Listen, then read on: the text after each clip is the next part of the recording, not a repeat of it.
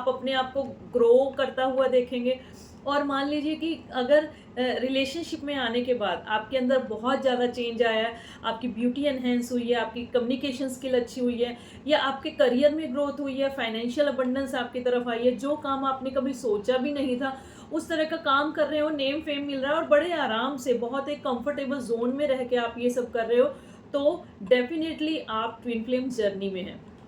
क्योंकि जो twin flame partners होते हैं वो बहुत ही ब्लेस्ड होते हैं। ये ज़रूर है कि उनको बहुत सारे ट्रिगर्स बचपन से ही मिलते हैं। अब जैसे कोई कोई पहले ये टर्म इतनी यूज़ नहीं होती थी, शिव शक्ति ही इस्तेमाल किया जाता था कि एक ही बॉडी में शिव और शक्ति होते हैं, ठीक है। ये वाली एनर्जी अर्धनारीश्वर जिसको हम कहते हैं वो इस्तेमाल होता था। ट्विन फ्लेम इतनी टर्म यूज़ नहीं होती थी। लेकिन चीज़ ये ऐसी नहीं है कि जो अभी अभी फैशन में आई है, अभी अभी ट्विन फ्लेम अभी अभी ट्रेंड में आए हैं, ऐसा नहीं है। टर्म आपने अब सुनी है, लेकिन ये हजारों सालों से जो सबसे पहले ट्विन पार्टनर हुए हैं वो हुए हैं शिव शक्ति, ठीक है।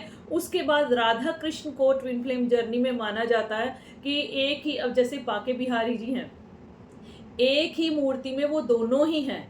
अगर आप बांके बिहारी जी की पूजा कर रहे हो तो साथ ही राधा रानी की पूजा तो अपने आप ही हो रही है, ठीक है। एक ही मूर्ति में आपको दोनों दर्शन दिखाई दे रहे हैं।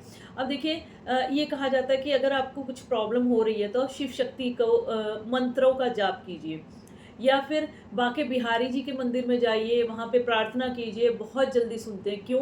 क्योंकि जो ट्विन पार्टनर्स होते हैं उनकी एनर्जी इतनी स्ट्रॉन्ग होती है। मान लीजिए कि अगर आपको ही किसी के बारे में पता है कि वो ट्विन पार्टनर्स हैं, ठीक है, अगर आप उनका नाम भी लेते हो, उनके बारे में सोच के कुछ प्रे भी करते हो ना, तो उनमें इतनी इतनी ज़्यादा पावर होती है कि उनकी जो है एनर्जी से आपके काम बनने शुरू हो जाते हैं। जैसे कि बचपन से ही कहा जाता है कि ये जो ट्विन पार्टनर्स होते हैं ये अलग ही तरह के बच्चे होते हैं और अलग ही तरह का इनका एनवायरनमेंट इनको मिलता है, अलग ही तरह के ट्रिगर्स इनको बचपन से मिलने शुरू हो जाते हैं और बचपन से ही इनके ऊपर बर्डन आने शुरू हो जाते हैं। जिस उम्र में बच्चे इंजॉय करते हैं उस उम्र में या तो ज़्यादा स्पिरिचुअलिटी की तरफ चले जाते हैं, या फिर इनकी जो है रिस्पॉन्सिबिलिटीज़ इतनी बढ़ जाती हैं जिसकी वजह से ये अगर ये अपनी उम्र में छोटे भी हैं, इनसे भी कोई बड़े भाई बहन है, उसके बावजूद भी ये इतने रिस्पॉन्सिबल माने जाते हैं कि जैसे घर का मुखिया होता है उस तरह से ये रिस्पॉन्सिबिलिटीज़ लेते हैं। मान लीजिए किसी के घर में बेटियाँ ही हैं, ठीक है, उनके घर में इस तरह के कोई ट्विन फ्लेम जर्नी में है, तो वो बेटी भी बेटों से बड़ी ज़्यादा आगे बढ़ बढ़ के काम करती है। और इसी वजह से आजकल बेटियों को बहुत ही ज़्यादा वैल्यू किया जाता है और करना भी चाहिए, क्योंकि यही है जो आपकी पीढ़ी को आगे लेके चलती है। ये इस तरह के हम कहेंगे कि ये इस तरह की एनर्जी होती है कि जो अगर खुश हो जाए और इनके मुंह से जो निकल जाए वो ज़रूर से पूरा होता है, और अगर ये नाराज़ होके या बाई चांस कुछ भी मुंह से बोल देते हैं तो वो भी पूरा हो जाता है। तो कई बार ऐसे होता है कि इनकी फैमिली में जब धीरे धीरे इनकी पावर्स के बारे में पता चलना शुरू होता है तो पहले तो उनको विश्वास ही नहीं होता कि हमारे घर में ऐसा एक विलक्षण गुणों वाला बच्चा है। तो धीरे धीरे जब उनको पता चलता है, क्योंकि इनको इंट्यूशन होती है, ड्रीम्स के थ्रू होती है, या अचानक से कुछ बोल देते हैं ये, तो वो सच हो जाता है। या फिर इनको अपने पास्ट टाइम का मतलब पास्ट लाइफ भी याद होती है कि ये कहाँ थे, इनके पेरेंट्स कौन थे, इनके भाई बहन कौन थे। तो जब पता किया जाता है तो वो सारी चीज़ें बिल्कुल सच ही निकलती हैं। ये इस तरह की एनर्जी के होते हैं। लेकिन मैं ये ज़रूर से कहूँगी कि जैसे कभी-कभी कुछ लोगों को लेके फ़ियर हो जाता है कि अगर इन्होंने कुछ बोल दिया तो कहीं सच ही ना हो जाए, तो इस डर की वजह से उनको सोसाइटी से डिस्कनेक्ट करना शुरू कर दिया जाता है।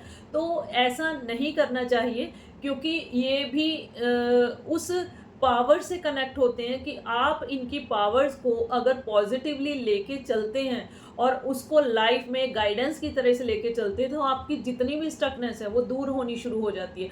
आपने तभी देखा होगा कि ज़्यादातर हीलर्स जो होते हैं, टैरो कार्ड रीडर्स जो होते हैं, या फिर जो हीलिंग मॉडलिटी में और ये समाज सेवा में जो इस तरह के लोग होते हैं, क्यों होते हैं? क्योंकि इनका सोल कॉन्ट्रैक्ट हाई लेवल का होता है। इनको हाई लेवल पे ज़्यादा लोगों को सर्व करना होता है, यूनिवर्स को ज़्यादा से ज़्यादा सर्व करना होता है। ये अकेला ऐसा नहीं कि रोमांटिक पार्टनर्स होते हैं, ये जब तक एक दूसरे को रन और चेज़ करते रहते हैं, जब तक ये टॉम एंड जेरी वाली एनर्जी में होते हैं, तब तक इनको खुद को भी नहीं पता होता अपनी पावर्स के बारे में।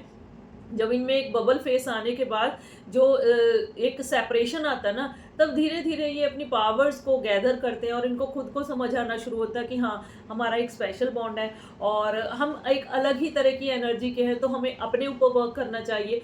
क्योंकि मेरे पास कई सारी रीडिंग्स आती हैं, उसमें ऐसा होता है कि जैसे वो फेड अप हो जाते हैं कि अब तो इस इंसान को छोड़ दो, अब हमारे बस का नहीं है, अब हम इस चीज़ से, इस रिलेशनशिप से निकलना चाहते हैं। तभी कुछ ना कुछ इस तरह की गाइडेंस आती है, या तो उनके पार्टनर आते हैं या उनको सराउंडिंग में कोई इनको समझाता है, या कुछ इस तरह की एनर्जी आती है कि नहीं, आप इसको कंटिन्यू रखो। तो आपको यही समझ नहीं आता कि जब तक आप चेज़ कर रहे थे, जब तक आप प्रे कर रहे थे, तब वो चीज़ें नहीं मिल रही थी। जब आपने एक डेड एंड पे ले जाके उसको ख़त्म कर दिया, तो वो चीज़ें फिर से आपकी तरफ आने लगी। तो ये जो साइकिल चलता है ना, ये बहुत ही ज़्यादा कई बार डिफ़िकल्ट हो जाता है और समझ से बाहर हो जाता है।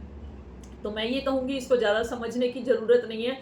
गो विद द फ्लो रहिए, जो चीज़ आपकी तरफ आनी है वो तो आनी है, और जो चीज़ नहीं आनी उसके लिए आप मैनिफेस्ट करो, प्रे करो, जो कुछ मर्ज़ी करो। क्योंकि भगवान की जो दिव्य दृष्टि है वो ऐसी है कि वो अपने बच्चों को वही चीज़ें देते हैं जो कि उनके लिए अच्छी होती हैं।